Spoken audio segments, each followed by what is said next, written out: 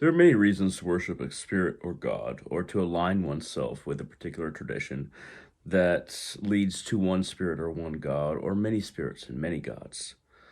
But there are several things to keep in mind. So, some people are drawn to various gods and spirits because of their genetic heritage. It's in your blood.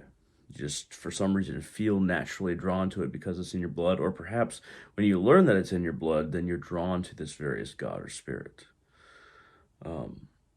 It may be a continuous tradition where either your parents, your grandparents, or your community kind of leads you in this direction to follow this one spirit, one god, or these gods, these spirits, or these various traditions.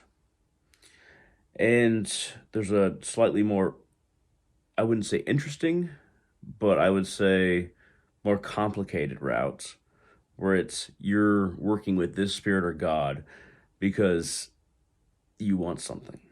You want something from this spirit or God. You want something from this path with these gods or these spirits.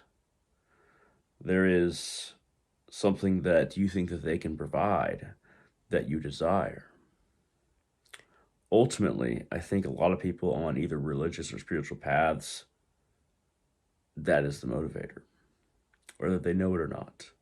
Because a lot of times you're raised in something, then you want to feel a part of something. You want to feel a part of the group that you're in. So that's why you follow these gods or these spirits or this god or that spirit. It's not necessarily because you chose it, but because you want to be part of the group that is all around you. Or that, let's go to something like Lilith. A lot of people who follow Lilith, there's several kinds of people that follow Lilith, but I'll name two. One of them, sexual liberation for men and women. People who want to be sexually liberated in a society or in an influence from others, whether it be family or friends, that want to be sexually liberated and not feel bad about their desires, might edge towards Lilith. Or those who feel that the feminine has been desanctified, has been cast down, has been abused, the divine feminine. And Lilith is the one to champion the divine feminine and its energy within our consciousness and within our energetic growth, either as a male or a female. Or perhaps both, probably both for a lot of people who follow Lilith. But there's a whole lot of want in there. But same with Christians. I want to be a part of this Christian group. I want people to see me loving Christ. I want to get to heaven. So I follow Jesus Christ. There's a whole lot of want. And this might seem like a repetition of what I've been talking about, but there's another way where you're just ideologically aligned to a spirit or a god, or even a demon or a demoness, something like this. You might feel aligned with Loki because you're really tired of the status quo.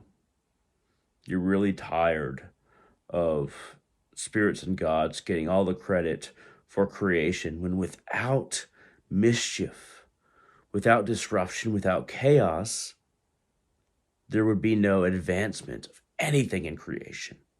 And that's what Loki is. He is the spark that lights the fire, that clears the underbrush beneath the feet of all those who rely upon the fruit that only sprouts when the underbrush is cleared. That is who Loki is. That is an ideological alignment for a lot of people who follow Loki. Because Loki doesn't promise you a particular afterlife. He doesn't promise to fix your problems. He doesn't promise you anything. He is the chaotic ideologue, the justifiable ideologue, following an ideology because of what it is, not because of what it provides. When approaching any spirit or God, it's very important to understand if you want something, if you align with something, if you're just trying to fit in, or if it's something else, something like an X factor, something deeper. You have to understand why you're being drawn to a being, and really what you see yourself as being spiritually within 5, 10 years. What are you trying to understand? What are you trying to see? What are you trying to realize? And is the being that you're being drawn towards by your own heart one who can provide that, can create the completion that you so desire in any of these fields that we have discussed? It's very important to try to understand yourself and why you are drawn to various beings. The reason I've listed a couple very chaotic, I guess you could say, but more controversial entities is not because I'm necessarily against Lilith or Loki.